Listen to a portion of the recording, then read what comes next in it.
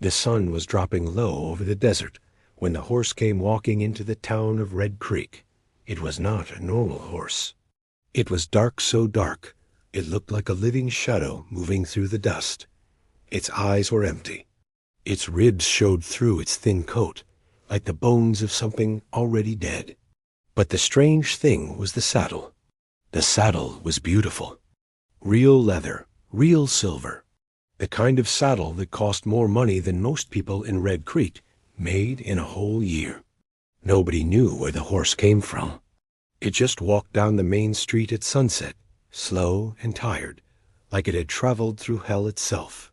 And on the saddle, tied down tight, was a leather bag. The bag was heavy. Everyone could see that much. A boy named Tommy was the first to see it. Tommy was only 12 years old, but he was smart. He understood things that grown men did not always see.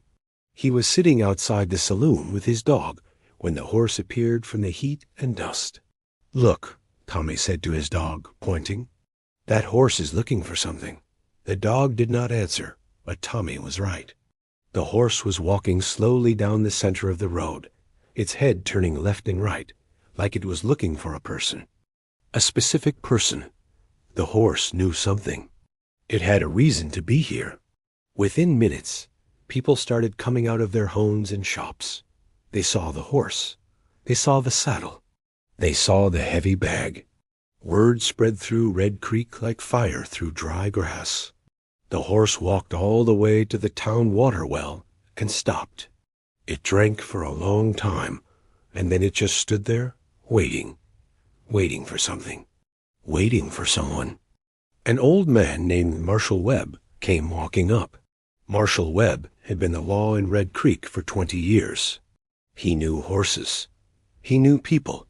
He knew trouble when he smelled it. And he smelled it now. "Easy there, friend," he said to the horse, reaching out his hand slow and careful. "Easy now. Where did you come from?" The horse did not move. It did not try to run away. It just turned its head and looked at the marshal with those empty, tired eyes. Those eyes told a story of long roads, a story of loss, a story of a journey that should have ended different. The marshal looked at the saddle and the leather bag. He reached out and touched the bag. It was soft and old, worn smooth by many hands and many years. He started to untie it, but then he stopped. "Somebody come here," he called out. "This horse is carrying something important." The whole town gathered. There were maybe 30 people standing in the dirt street, watching the shadow horse and waiting. Kids stood behind their parents. Women whispered to each other. Men took off their hats and just watched, quiet. Tommy pushed through the crowd and walked right up to the horse. The adults told him to stop, but he did not listen. Kids sometimes know things. Tommy put his small hand on the horse's neck. "It is okay," Tommy said to the horse. "You are safe now." The horse turned its head and looked at the boy. And something changed. The horse's eyes became less empty. Something inside them came back to life. The horse made a small sound, not exactly a whinny, but something softer. Something that sounded like relief. The marshal untied the leather bag. It was very heavy. He opened it slowly, and what he found inside made everyone stop breathing. Gold, real gold coins, hundreds of them. Maybe thousands. "Mother of God," someone said quietly. "This came from somewhere," Marshal Webb said. "This horse is carrying the fortune of a dead man. Or maybe a dying man." Tommy looked at the horse again. "The horse is trying to tell us something," he said. "The horse wants us to understand something important." The old marshal looked at the boy. "What do you think it wants to tell us, Tommy?" Tommy thought hard. His small face wrinkled up as he looked at the horse and thought about everything he saw. The exhausted animal, the beautiful saddle, the heavy gold, the empty eyes that suddenly showed feeling when the boy touched it. "I think," Tommy said slowly, "the horse came here because someone wanted it to come here. Someone gave the horse the saddle and the gold and said, 'Go to Red Creek. Go there and wait.' The horse understood. The horse came all this way because it is loyal. The horse loves whoever sent it. The marshal looked at the horse in a different way after hearing those words. A horse that would carry a dead man's fortune across the desert. A horse that would come to a strange town and wait in the dust. A horse that would trust a strange boy. There is a story in this horse, Marshal Webb said quietly. A story that is not finished yet. That night, the horse stayed in the barn at Red Creek. Tommy slept next to it. The town kept watch over the gold. And nobody slept much because everyone was thinking the same thing. Where did this horse come from? Who sent it? And why? The next morning, a stranger came riding into town from the east. He was dusty and burned by the sun. His eyes were looking for something. He came straight to the barn where the horse was kept. When he saw the shadow horse, he stopped moving. His hands shook. Tears came down his face. "She came back," he said quietly. "After all these miles, after all these years, she came back." The stranger looked at the leather bag that held the gold. He looked at Marshal Webb and Tommy and all the people who were watching. "This gold is not mine," the stranger said. "This gold belongs to a man named Samuel. Samuel was my friend, my best friend. He died 3 weeks ago. But before he died, he took his whole fortune and put it on this horse. He told me, 'Take this horse to Red Creek. Give it to the family of the people who were kind to me. Let the horse find them. The horse will know.'" Everyone was quiet. The horse stood in the sunlight, and its dark coat seemed to shine with purpose. "This horse," the stranger said, "is the most loyal thing I have ever seen. Samuel loved this horse more than anything in the world. And this horse came all the way across the desert to keep Samuel's last promise." Tommy reached out and touched the horse again. And this time, the shadow horse leaned down and touched the boy's face with its nose soft and gentle and full of something that looked like love. That was the day Red Creek learned that sometimes loyalty speaks louder than any words ever could. Sometimes a horse can carry more than just gold. Sometimes a horse carries hope and love and the promise of a man who wanted to do good even after he was gone. The shadow horse stayed in Red Creek forever, and every night people would come to the barn and watch it stand in the darkness, quiet and peaceful, finally home, finally where it was supposed to be. Because sometimes even the longest journey ends with a simple touch and the understanding that you are loved. The stranger's name was Daniel. He sat in the barn with Tommy and Marshal Webb, and he told them the story of Samuel, the story that nobody in Red Creek knew, the story that explained why a man would send his entire fortune across the desert on the back of a horse. "Samuel came to this town 20 years ago," Daniel began, his voice quiet and tired. "He was a rich man from back east, very rich, but he was not a good man then. He was hard. He did not care about people. He only cared about money and power." Tommy sat next to the shadow horse, listening. His small fingers were tangled in the horse's dark mane, and the horse stood perfectly still, like it was listening too. "Samuel came here to buy land," Daniel continued. "He wanted to buy the whole valley. He wanted to own everything. But there was a family living in that valley, a poor family. They had nothing but a small house and some animals. Samuel wanted to take their land. He offered them almost nothing for it. He said they could take the money or die poor." Marshal Webb shook his head slowly. He had heard stories like this before, stories of rich men who did not care about poor people. "The family had a daughter," Daniel said. "Her name was Eleanor. She was maybe 15 or 16 years old. She was beautiful, but she was also sick, very sick. She had a disease that the doctors in this town could not fix. Her family knew she did not have much time left, maybe a year, maybe less." Daniel stopped talking for a moment. He looked at the shadow horse, and his eyes filled with tears. "Eleanor loved this horse," he said. "This horse was the only thing that made her happy.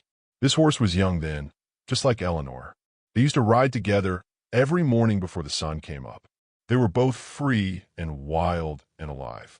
"What happened?" Tommy asked quietly. Samuel was a cruel man, Daniel said. But something changed him. He saw Eleanor riding this horse one morning. He did not know about her sickness then. He thought she was just a girl on a horse. And he stopped being cruel just for a moment to watch her. The stranger's voice became even quieter. Samuel fell in love, he said, not with Eleanor's beauty, with her spirit, with the way she loved that horse, with the way she could smile even though she was suffering. He became a different man after that. Marshal Webb leaned forward. What did he do? He used all his money to help her, Daniel said. He brought doctors from the cities far away. Real doctors. Good doctors. He paid the money that would make a poor man rich for 100 years. And slowly, Eleanor got better. She survived. She lived. Tommy's eyes grew wide. The shadow horse turned its head and looked at Daniel, as if it understood. Samuel and Eleanor got married, Daniel continued. They lived in that valley. Samuel stopped trying to own everything.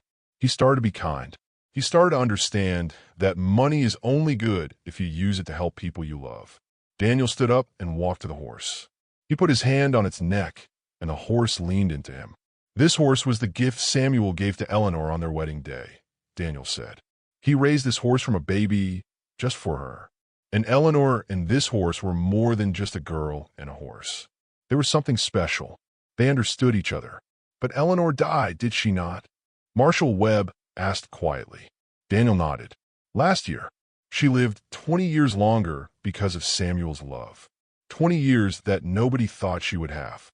But yes, eventually, the sickness came back. This time, nothing could stop it. The barn was very quiet. Even the wind outside seemed to stop blowing. When Eleanor died, Daniel said, Samuel changed again. But this time, he changed into something broken. He took his money, all of it, and he kept it safe. And he made a promise. What promise? Tommy asked. He said, I will send this gold to Red Creek. Because there was a family in Red Creek that was kind to Eleanor when she was sick. They gave her food when they had little. They gave her medicine when they could not afford it. They gave her love when she needed it most. I will repay that kindness. I will repay that love. Daniel looked at all the people in the barn now. More people had come to listen. The whole town was gathering in the barn because they could feel that this story was important. This story was about them. Samuel was getting sicker too, Daniel said. He knew he did not have much time. So he took this horse, the horse that Eleanor loved more than anything, and he put the gold on its back. He told me to bring the horse here. He told me the horse would know where to go. The horse would know the way. Did the horse know? Tommy asked. Yes, Daniel said. The horse had been to Red Creek before. Eleanor brought it here when she was sick. The horse remembered. The horse knew the people who were kind. And the horse came back because it was loyal. Because it loved Eleanor, just like Samuel did. One of the women in the crowd started crying. It was Mrs. Porter. She was an old woman who had given Eleanor medicine 30 years ago. She did not even know who Eleanor was anymore. She had just been a sick girl, and Mrs. Porter had helped her because that is what good people do. This gold, Mrs. Porter said, her voice shaking, is for us? Because we helped a girl? Yes, Daniel said. Samuel wanted you to know that kindness is not forgotten.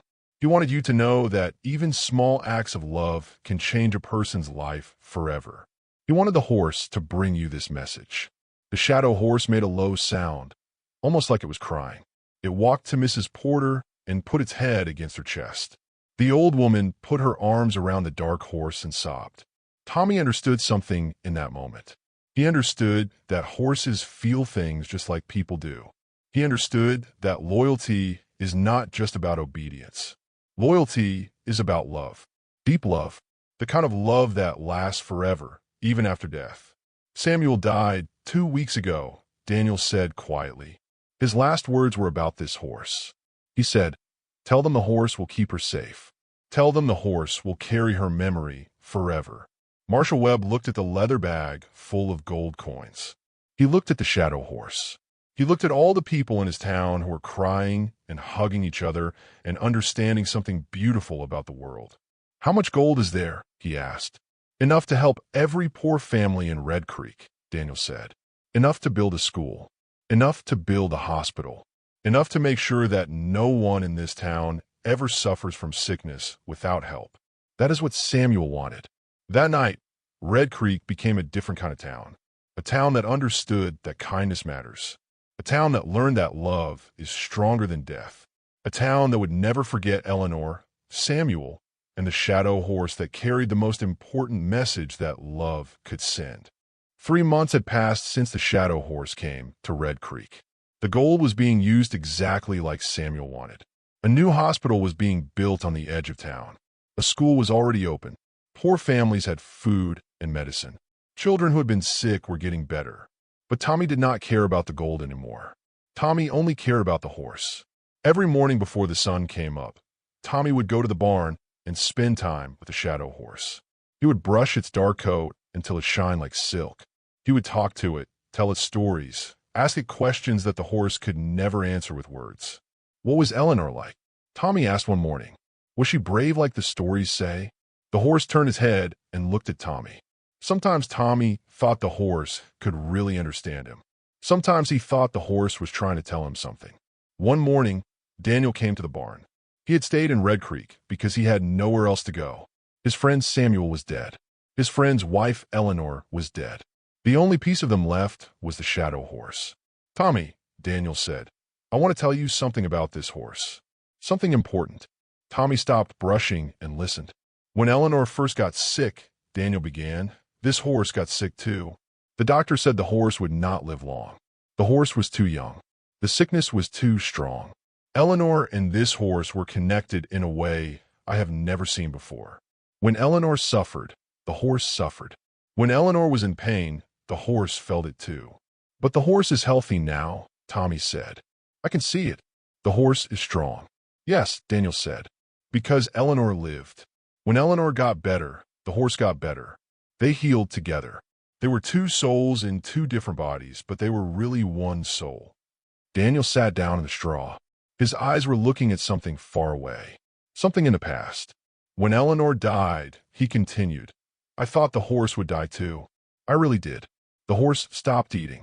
The horse stopped moving. It just stood in the pasture and stared at the place where Eleanor used to ride. For weeks, it was like the horse was dead already, even though its heart was still beating. What happened? Tommy asked. How did the horse come back to life? Samuel talked to it, Daniel said. Samuel would go out to the pasture every day and sit with the horse. He would tell the horse stories about Eleanor. He would tell the horse that Eleanor was not gone. Eleanor was just in a different place now. But Eleanor's love was still here. Eleanor's spirit was still alive. Daniel's voice broke a little bit. Samuel told the horse, you have to be strong now. You have to carry the last message that Eleanor and I want to send to the world. You have to show people what love really means. You have to travel across the desert and deliver our gift. Can you do that? Can you be brave for Eleanor? And the horse said yes. Tommy said quietly. It was not a question. Tommy knew it was true. The horse said yes, Daniel confirmed. The horse started eating again. The horse got stronger every day. It was like the horse understood that Samuel needed it. The horse understood that Eleanor's memory needed to be carried forward. The horse understood that its life had a purpose. That afternoon, Tommy asked Marshal Webb if he could do something special. Marshal Webb was a good man. He listened to what Tommy asked, and he smiled. That evening, the whole town of Red Creek gathered in the main street. Torches were lit even though it was still daylight, because the torches would show respect. The shadow horse was led out by Tommy, walking slowly and carefully, like it was walking in a funeral. But it was not a sad funeral. It was a celebration. Marshal Webb stood up and told the story of Eleanor again. He told how she was a poor girl who became sick. He told how Samuel became a good man because of his love for her. He told how Eleanor lived 20 years longer because someone loved her. He told how the shadow horse carried the most important gift in the whole world, not gold, but the message that love never dies. As Marshal Webb spoke, people cried, but they were not sad tears. They were happy tears, the kind of tears that come when you understand something beautiful about life. Then Tommy did something that nobody expected. He led the horse to the new hospital that was being built. The building was not finished yet, but the walls were up. Tommy walked the horse right through the center of the building, and he stopped in the middle. I want to name this hospital, Tommy said. His young voice was clear and strong. I want to name it Eleanor's Hospital, because this hospital exists because Eleanor lived. This hospital exists because someone loved her so much that he spent everything to save her life. The crowd was quiet. Even the wind seemed to hold its breath. And I want to name this horse, Tommy continued, Eleanor's Messenger, because this horse carried Eleanor's last gift to us. This horse traveled through the desert to tell us that love matters. This horse is Eleanor's heart walking on 4 legs. Marshal Webb came forward and put his hand on Tommy's shoulder. That is a good name, he said. Eleanor's Messenger. That is what this horse is. From that day on, the horse was known as Eleanor's Messenger. People would come to the barn just to be near the horse. They would put their hands on its dark coat and feel something peaceful, something that felt like love, something that felt like Eleanor's spirit was still there, still helping people, still bringing kindness to the world. One day, a woman came to the barn who had been very sick. The hospital had saved her life, just like it was saving other lives. She put her arms around Eleanor's Messenger and cried. "Thank you," she whispered to the horse. "Thank you for bringing me this gift. Thank you for carrying Eleanor's love to me." Tommy watched from the corner of the barn. He understood something that most people did not understand. He understood that Eleanor's Messenger was not just a horse carrying gold. Eleanor's Messenger was a bridge between the living world and the world of spirits. Eleanor's Messenger was proof that love does not end when someone dies. Love just changes shape. Love just finds new ways to help people. That night, as Tommy sat in the straw next to Eleanor's Messenger, he felt the horse's breath on his face. It was warm and alive and full of something that Tommy could not name but could feel in his heart. "I know what you were trying to tell me," Tommy whispered to the horse. "Eleanor sent you to me, did she not? Eleanor sent you to teach me about loyalty, to teach me that love is stronger than death, to teach me that one horse can change a whole town." Eleanor's Messenger made a small sound, almost like agreement, almost like a prayer. And in that moment, Tommy knew that his life would never be the same. The horse had come to Red Creek to deliver gold, but it had really come to deliver something much more important. It had come to deliver hope. It had come to deliver love. It had come to deliver the message that even after death, kindness lives forever. 6 months had passed. The hospital in Red Creek was almost finished. The school had 50 children learning to read and write. Poor families had enough food. The shadow horse, Eleanor's Messenger, had become the heart of the town. Then a man came riding into Red Creek on a dusty afternoon. He was dressed in expensive clothes. He had cold eyes and a cold smile. He carried papers in his hands. Important papers. Papers that made people afraid. His name was Mr. Cornwall. He said he was a lawyer from a big city far away. He said he had come to settle an old matter that had been left incomplete. Mr. Cornwall walked straight to the barn where Eleanor's Messenger lived. Tommy was there, as always, brushing the horse. Marshal Webb came too, sensing trouble. "That horse," Mr. Cornwall said, pointing at Eleanor's Messenger, "belongs to my client. According to the law, I am here to take possession of the horse and return it to its rightful owner." Tommy's face went white. Marshal Webb stepped forward. "That horse belongs to Red Creek," Marshal Webb said firmly. "That horse was sent here by Samuel himself. That horse is part of our town now." "Samuel had no right to send this horse anywhere," Mr. Cornwall said coldly. "This horse was purchased by my client 15 years ago. The purchase was never completed. My client wants the horse back. My client is willing to pay a large amount of money for it." Daniel had come to listen too. His face became sad and tired, like he had aged 10 years in 10 seconds. "Who is your client?" Daniel asked quietly. "Eleanor's brother," Mr. Cornwall said. "The girl who Samuel took." Eleanor's family never forgot about the horse. Eleanor's brother became a rich man. Now he wants what belonged to his sister. The whole town gathered in the barn. Everyone had come to listen. Everyone had come to witness what would happen to Eleanor's Messenger. Eleanor's brother did not even visit her when she was dying, Daniel said, his voice shaking with anger. He did not care about Eleanor when she was alive. Now he wants the horse because the horse is valuable, because the horse has become famous. "My client has legal papers," Mr. Cornwall said. "My client is the rightful owner." I am here to take the horse today. If you do not cooperate, I will take you all to court. I will take everything. I will take the hospital. I will take the school. I will take every piece of gold that Samuel gave to this town." The crowd gasped. They had not thought about this. They had not understood that the gold could be taken back, that everything Samuel had given them could disappear. Marshal Webb looked at the people of Red Creek. He saw fear in their faces. He saw the difficult choice that was coming. "We cannot let him have the horse," Mrs. Porter said, but her voice was uncertain. "But we also cannot lose everything for the horse." Tommy stood between Eleanor's messenger and Mr. Cornwall. The boy was small. The lawyer was tall and powerful. But Tommy did not move. "Eleanor would not want this," Tommy said. His young voice was steady.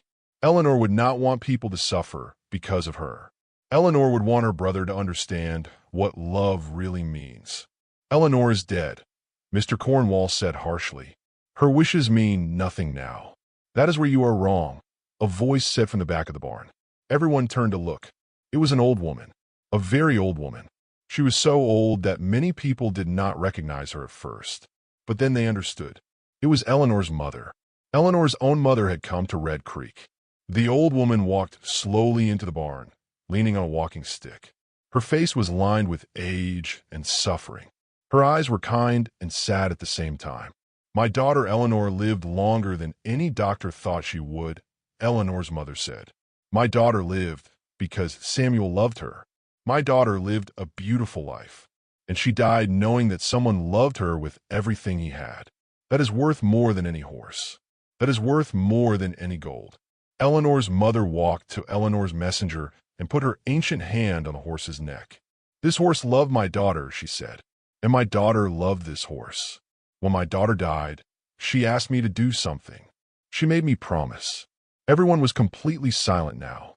"Eleanor made me promise that when Samuel sent Eleanor's messenger to Red Creek, I would come here too," her mother continued. "Eleanor knew that Samuel would send the horse. Eleanor told me, when the horse arrives, go there. Tell them that love never ends. Tell them that I am not gone. I am in the kindness they show to each other. I am in the hospital that saves lives. I am in the school that teaches children to read. I am in the horse that brings people together." Eleanor's mother turned to look at Mr. Cornwall. "My son made a mistake," she said. "My son forgot about his sister. My son thought the horse was valuable because of money. But my daughter knew the horse was valuable because of love. I will not let you take the horse away. I will not let you take the gift that my daughter and Samuel gave to this town." "You have no legal right," Mr. Cornwall said.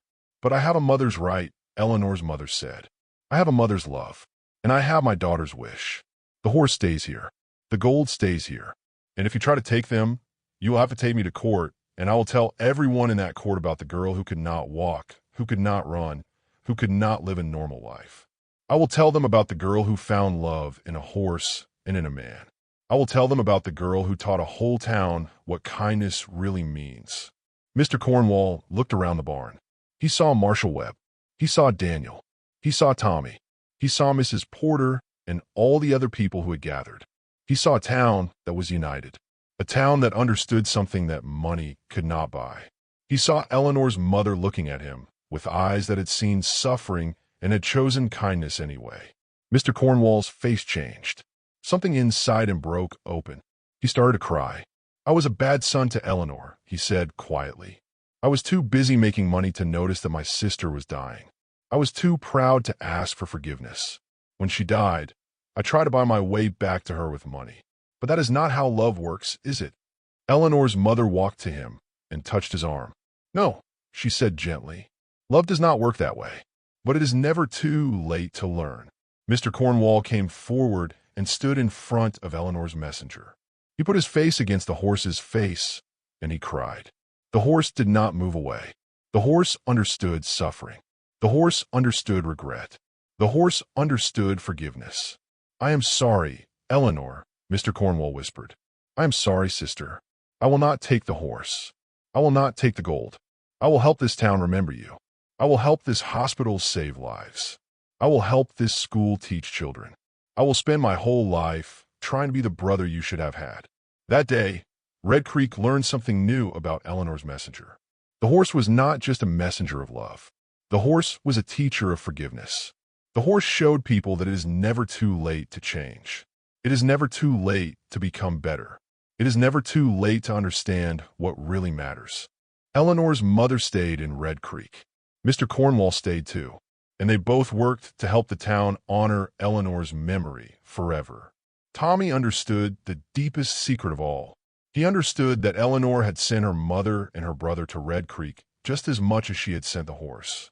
Eleanor had sent everyone who needed to learn about love. 1 year had passed since Eleanor's messenger arrived in Red Creek. The town had changed in ways that no one could have predicted. The hospital was finished. It had helped hundreds of people. The school had grown. More than 100 children were learning to read and write. Families that were once poor and hungry were now living with hope. But the most important change was not in the buildings. The most important change was in people's hearts. Red Creek had become known as the town of Eleanor. Visitors came from far away to see the shadow horse. They came to hear the story. They came to understand what it meant when one person's love could change the world forever. Tommy was 13 years old now. He was taller. He was stronger. But he was still the same boy who understood that horses could carry messages that words could never say. Every morning, before anyone else woke up, Tommy would go to the barn to be with Eleanor's messenger. One morning, something was different. Eleanor's messenger was lying down in the straw. The horse was not sick. The horse was not hurt. The horse was just lying down like it was very, very tired, like it had finished a very long journey. Tommy sat down next to the horse and put his hand on its neck. The horse's heart was still beating, but it was beating very slowly. "Are you going away?" Tommy whispered. "Are you going to Eleanor?" The horse opened one eye and looked at the boy, and in that eye Tommy saw everything. He saw Eleanor riding the horse in the morning sun. He saw Samuel standing in the desert with the horse, making his final promise. He saw Daniel traveling across endless miles with the horse, carrying the gold. He saw Eleanor's mother touching the horse's face. He saw the lawyer learning forgiveness. Tommy understood. The horse's job was finished. The message had been delivered. Eleanor's messenger had done everything it came to do. Tommy ran to get the people he loved most. He brought Marshal Webb.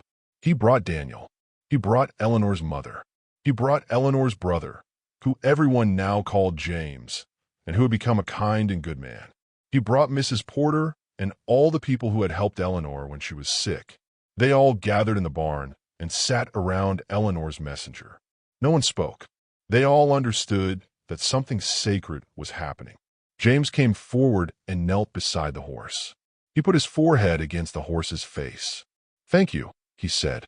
"Thank you for teaching me how to be a good brother, even though I was too late. Thank you for showing me how to love.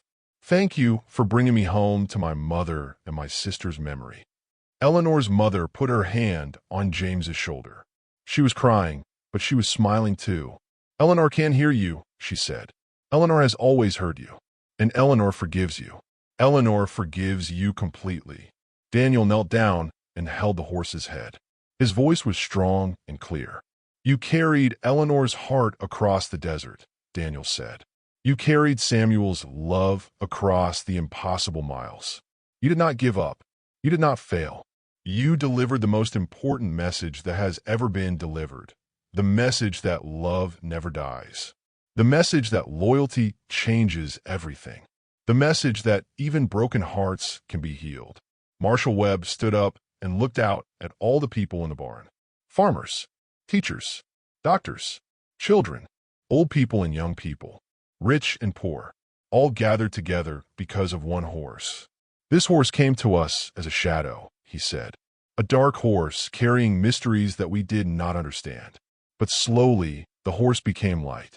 The horse became hope. The horse became the symbol of everything good that humanity can be." Eleanor's messenger's breathing became slower. Tommy held the horse's hoof in both his small hands. "Will Eleanor come for you?" Tommy asked quietly. "Yes," Eleanor's mother said. "Eleanor is already here. Eleanor has been waiting. When this horse passes, Eleanor will finally be complete again. Eleanor and this horse will be together forever, just like they always should have been." As the sun rose over Red Creek, Eleanor's messenger took one last breath. The horse's eyes closed gently, like someone falling asleep after a long, long journey. And then the horse was gone. But something strange happened in that moment. The people in the barn felt warmth. A warm wind came through the barn door, even though the outside air was cold. The straw seemed to glow with golden light. And for just 1 second, everyone heard something, not with their ears but with their hearts. It was the sound of hoofbeats. Joyful hoofbeats. Hoofbeats of a horse running fast and free across green fields where there's no pain, no suffering, no sickness. Hoofbeats of a girl riding a horse, both of them laughing with pure happiness. When the light faded, Eleanor's messenger was just a horse again. But everyone in the barn knew the truth. The horse and the girl were together now. They were finally home. That day, all of Red Creek stopped working. All the shops closed. All the schools closed. Everyone came to the barn where Eleanor's messenger had lived. They built a memorial. It was not a grave, because Eleanor's messenger was not really gone. It was a monument to love, to loyalty, to the power of one horse to change a whole town. At the top of the monument, they put these words: Eleanor's messenger, a horse who carried love across the desert, a horse who taught us that loyalty changes destiny, a horse who showed us that even the weakest moment can become legendary. Here stood a horse, but really, here stood a heart. James gave money to continue the hospital forever. He gave money to build schools in other towns. He became a good man who spent his whole life trying to honor the memory of his sister and the horse that loved her. Daniel became the head teacher at the school. He told Eleanor's story to every new class. He made sure that children in Red Creek would always know about the girl who loved a horse and the horse who never forgot. Eleanor's mother lived for 5 more years, and she was happy every single day. Eleanor's messenger, a horse who carried love across the desert, a horse who taught us that loyalty changes destiny, a horse who showed us that even the weakest moment can become legendary. Here stood a horse. But really, here stood a heart. James gave money to continue the hospital forever. He gave money to build schools in other towns. He became a good man who spent his whole life trying to honor the memory of his sister and the horse that loved her. Daniel became the head teacher at the school. He told Eleanor's story to every new class. He made sure that children in Red Creek would always know about the girl who loved a horse and the horse who never forgot. Eleanor's mother lived for 5 more years, and she was happy every single day. She would sit in front of the monument and tell Eleanor's stories to the wind. She would tell Eleanor about the lives that had been saved in the hospital. She would tell Eleanor about the children learning to read. She would tell Eleanor that her love had changed the world. Tommy grew up and became the keeper of Eleanor's memory. He wrote the story down so that people would never forget. He made sure that every person who came to Red Creek would understand that this town was built on love. This town was built on a horse's loyalty. This town was built on a girl's spirit that refused to die. Years later, when Tommy was an old man with children and grandchildren of his own, people would ask him, did the horse really exist? Or was it just a beautiful story? And Tommy would smile and say, the horse was as real as love. The horse was as real as loyalty. The horse was as real as any truth that changes hearts. And that was the real answer. Eleanor's messenger was real because Eleanor was real. Samuel was real. The love was real. The change was real. Everything that grew from that one horse's arrival was real. In Red Creek, they say that on quiet winter nights, if you listen very carefully, you can still hear hoofbeats. Soft hoofbeats. Gentle hoofbeats. The sound of Eleanor's messenger, still riding through the town, still delivering the message that love never ends, still teaching us that loyalty is stronger than death, still showing us that even the smallest horse can carry the biggest miracles. And that is the truth that will never die.